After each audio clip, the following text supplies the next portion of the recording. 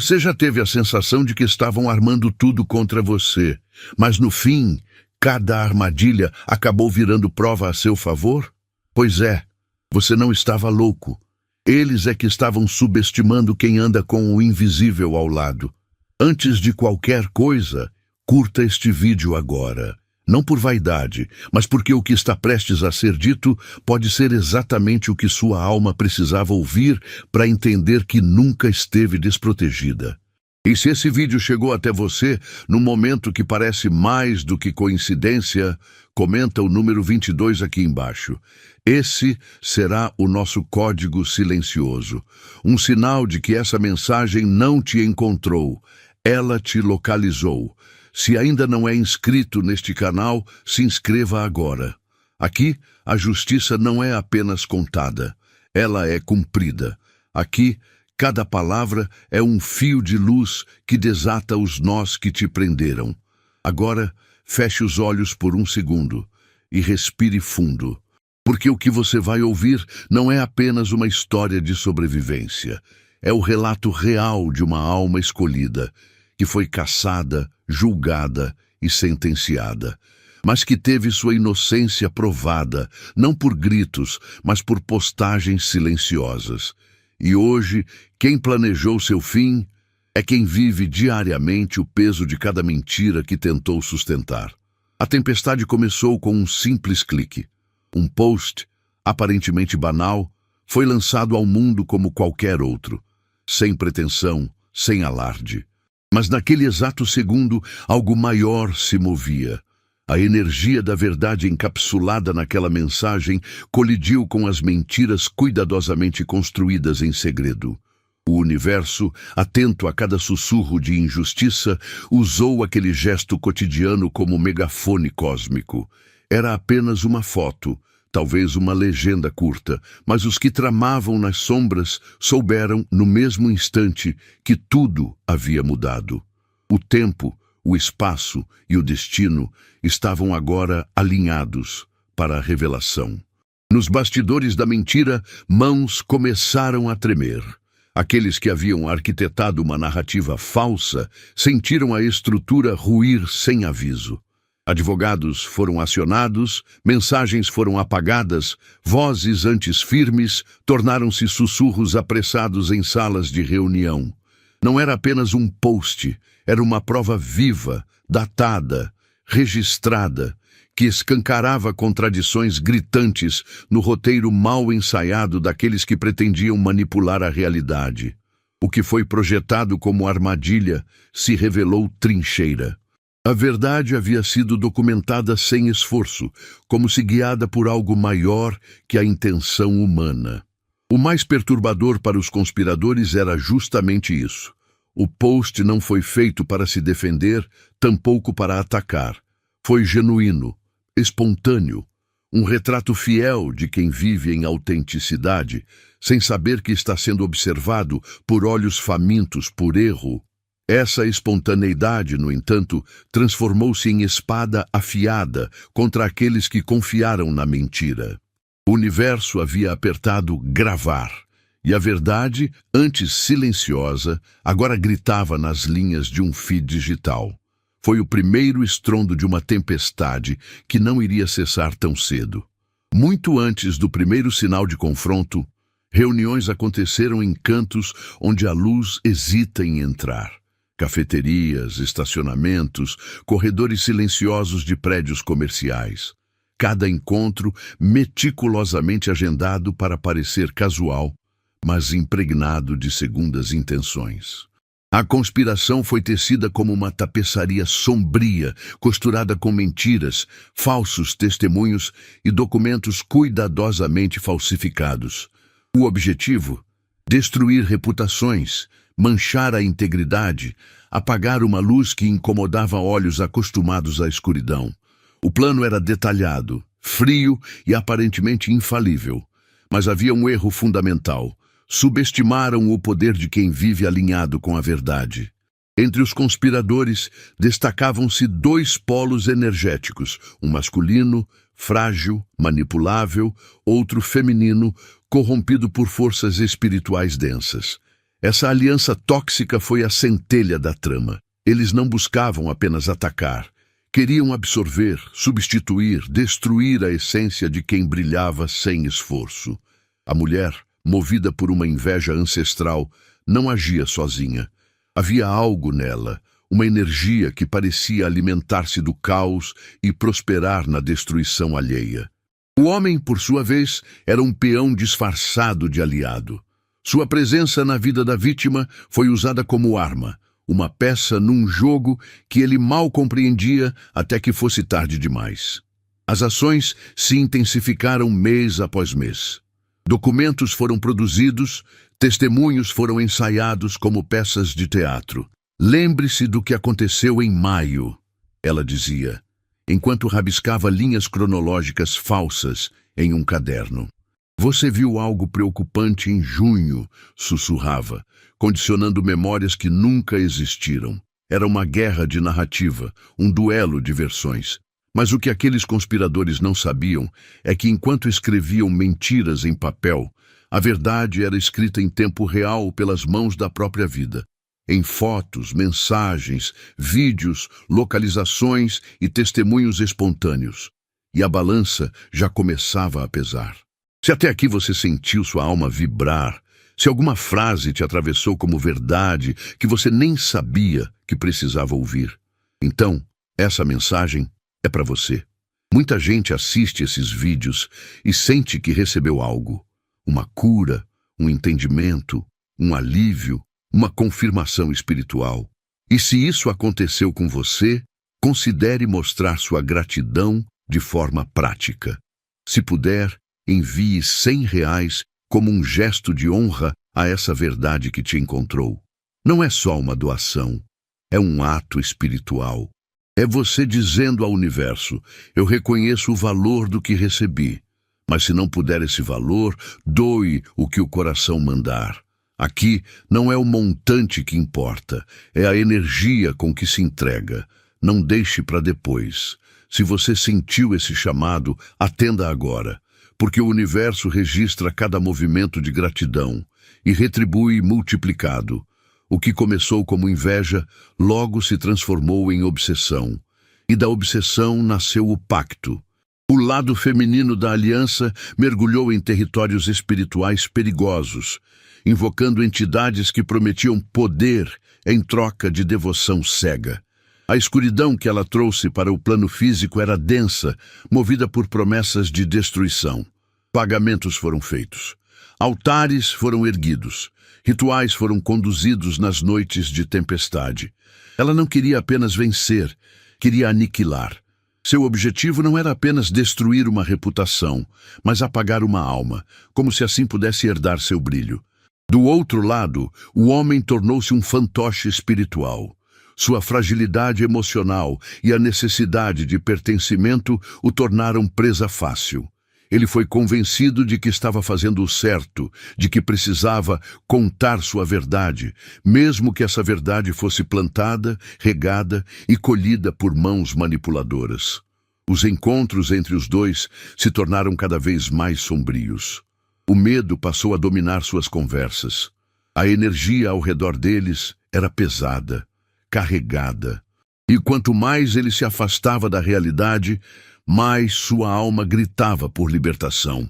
Ele estava preso num feitiço que não envolvia velas nem cânticos. Era feito de culpa, mentira e negação. Enquanto o pacto ganhava força, o universo começava a reagir. Pequenos sinais surgiam, sonhos inquietos, objetos se quebrando, presságios sussurrando no vento. A espiritualidade da vítima, ainda que silenciosa, já estava em estado de alerta. Cada oração, cada banho de ervas, cada vela acesa sem motivo aparente, estava, na verdade, formando um escudo.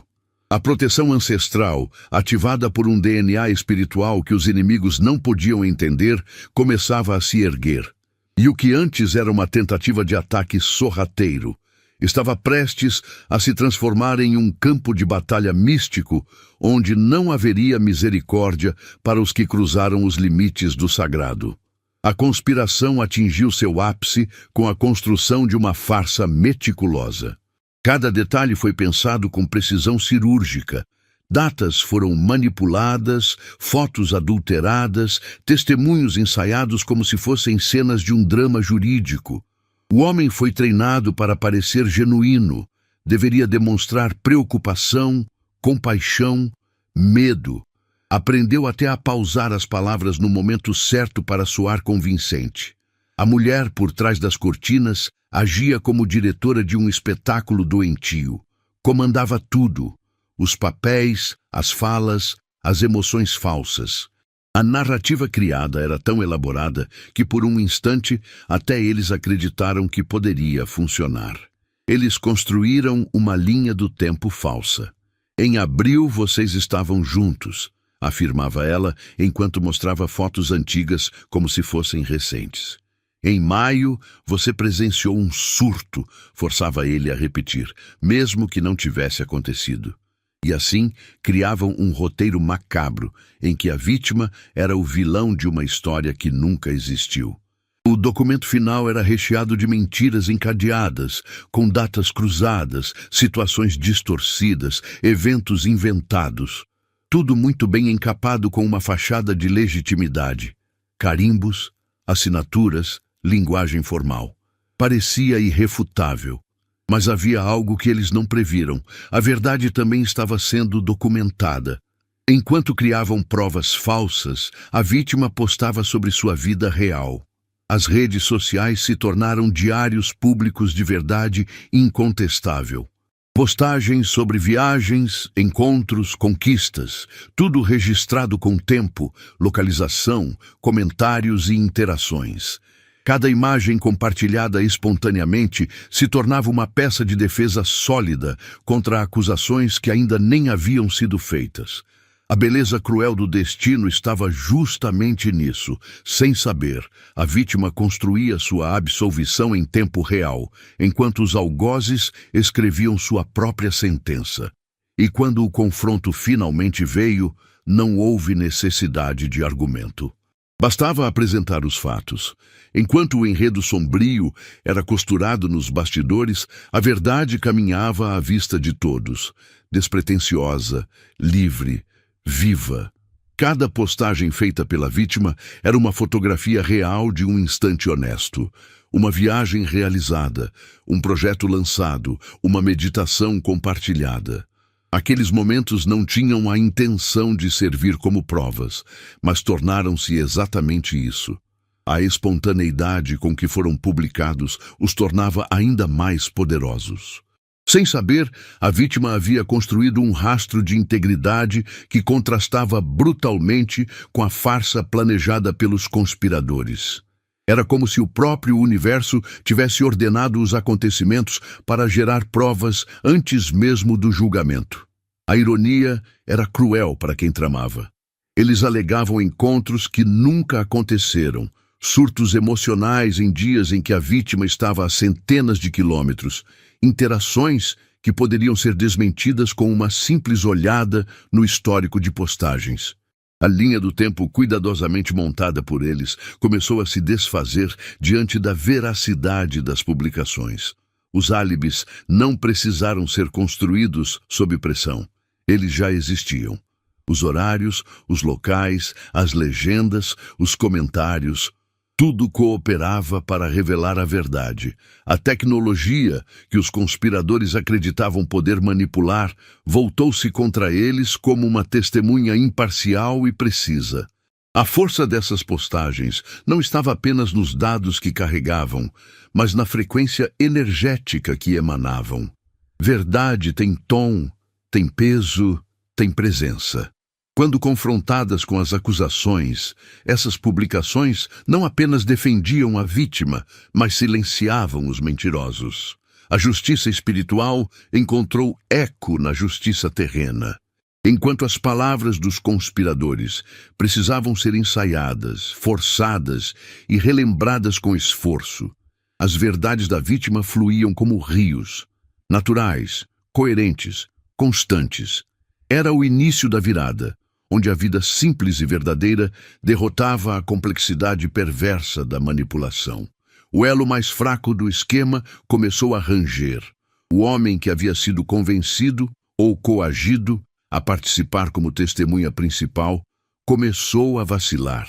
A cada sessão de coaching emocional, em que era treinado para mentir com naturalidade, algo dentro dele se quebrava.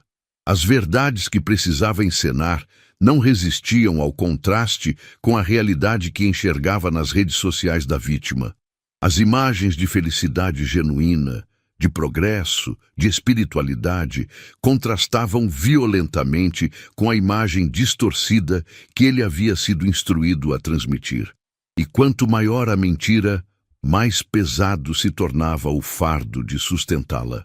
Começaram as noites mal dormidas, os pesadelos, as mãos trêmulas diante do espelho. A pressão para continuar mentindo era constante, mas a dúvida havia se instalado como vírus no seu sistema.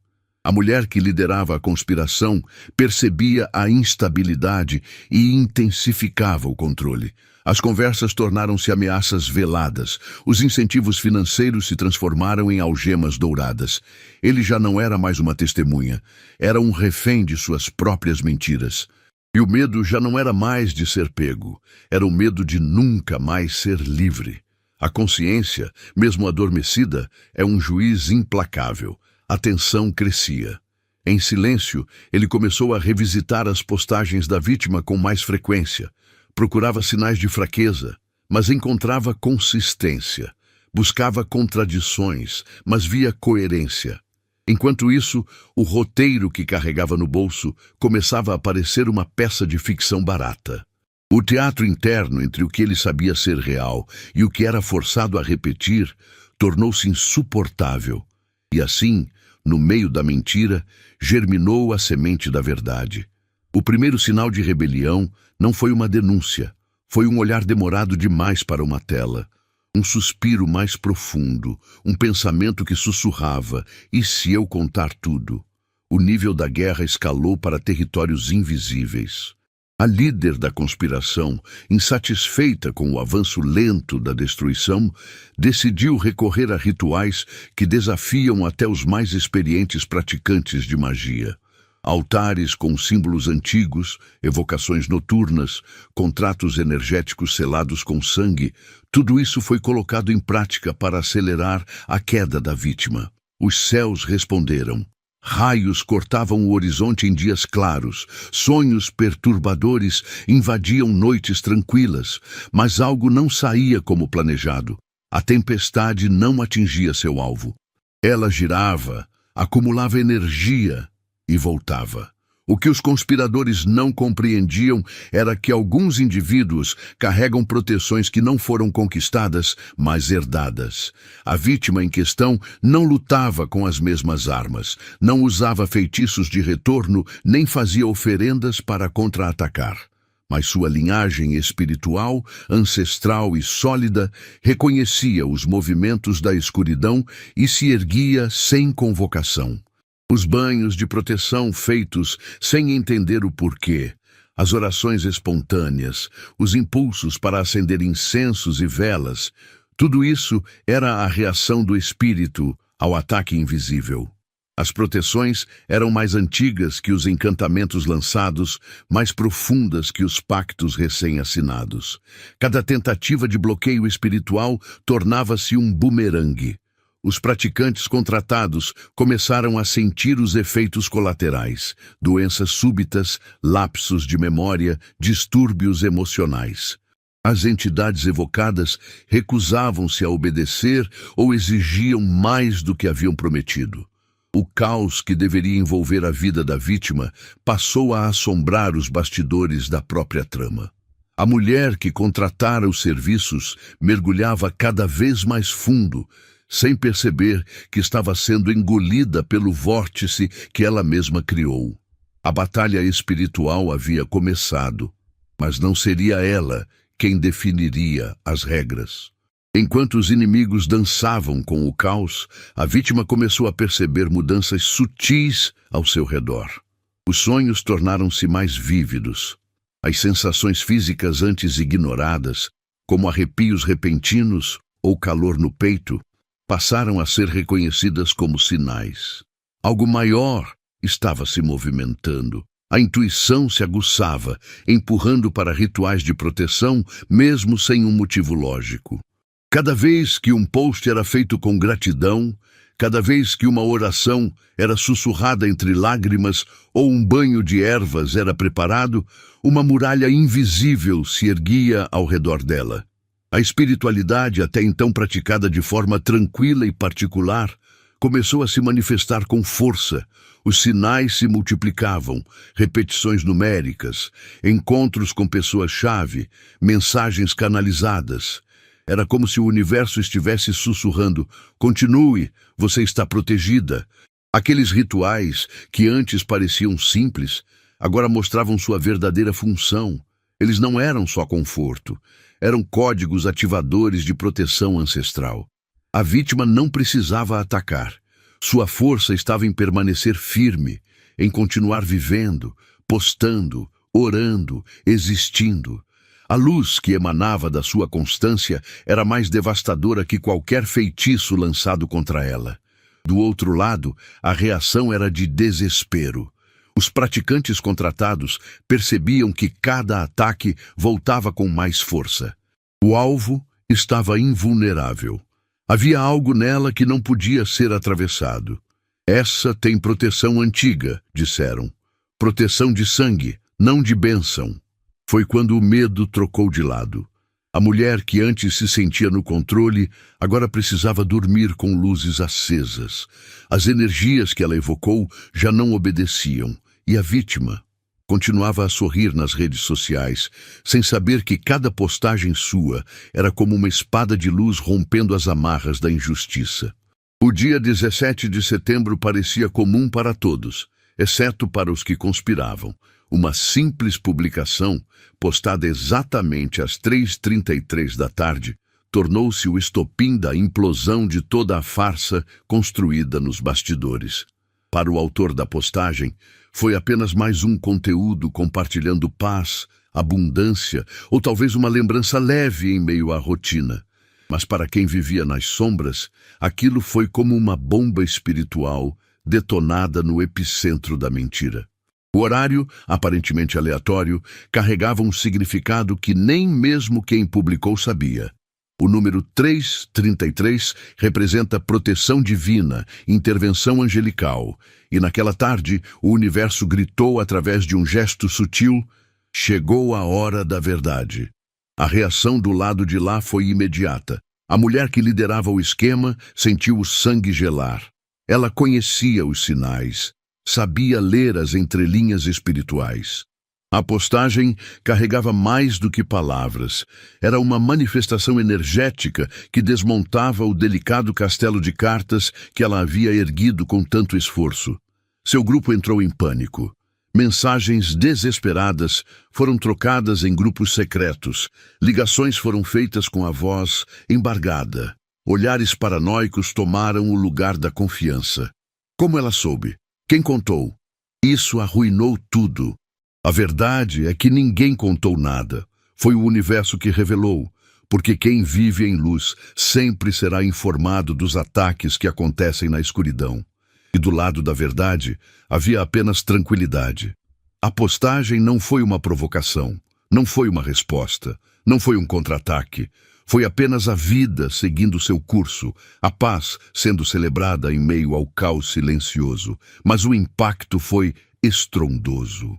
O homem, sentado no escritório do seu advogado, recebeu a notificação do post e sentiu o rosto empalidecer. Sabia o que havia assinado dias antes. Sabia que as datas não batiam mais. Sabia que a fantasia que tentava manter viva havia sido atravessada por uma flecha certeira. A verdade havia falado, e com ela veio o colapso.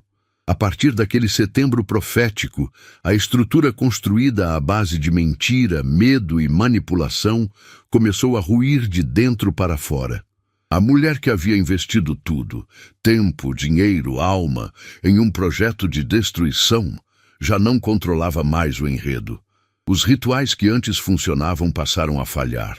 As entidades que atendiam aos chamados começaram a cobrar mais do que ela podia pagar. E o medo, antes usado como ferramenta para dominar os outros, voltou-se contra ela como um cão raivoso sem dono. O controle escorregava de suas mãos como areia molhada, e a paranoia tornou-se seu novo conselheiro. O homem, cada vez mais afundado em arrependimento, passou a viver em conflito. Os sorrisos ensaiados deram lugar a olheiras profundas. A culpa tomou forma de insônia, de bebidas alcoólicas que não adormeciam a consciência, de medicamentos que não silenciavam os pensamentos. As vozes que antes o manipulavam, agora o torturavam. A mulher, percebendo sua fragilidade, intensificou as ameaças. Você já foi longe demais para recuar, ela dizia. Se você parar, todos nós caímos. Mas o peso era insustentável. O que começou como uma mentira estratégica tornou-se uma prisão sem chaves, e ele, cada vez mais próximo do colapso, já não distinguia mais onde terminava o medo e começava o desespero. Enquanto isso, do outro lado, a vida seguia em paz. As postagens continuavam, os sorrisos eram reais, os dias fluíam com leveza. Essa tranquilidade era como ácido para quem esperava ver caos. A mulher, destruída pelos próprios feitiços, passava a noite em claro, vigiada pelas mesmas forças que convocou. Os praticantes espirituais começaram a recusar novos rituais, assustados com os efeitos de retorno. A rede de apoio murchava. Os aliados desapareciam. As portas se fechavam. A queda já não era previsível. Era inevitável. E tudo começou com um gesto simples: viver a verdade. A madrugada sempre foi o horário mais perigoso para quem carrega mentiras. É quando a consciência grita mais alto, quando os rostos da verdade surgem no escuro, quando os fantasmas da culpa decidem fazer morada. Foi numa dessas madrugadas que ele quebrou. Exausto de fingir, afogado em culpa, o homem sentou-se diante de uma tela e começou a digitar. Cada palavra era uma pedra retirada do peito. Foi tudo mentira, escreveu. Cada frase foi ensaiada. Cada emoção foi falsa. Fui pago para mentir. E assim, como quem pede socorro em alto mar, ele enviou mensagens a advogados, investigadores, autoridades, tentando emergir do abismo que ele mesmo havia cavado.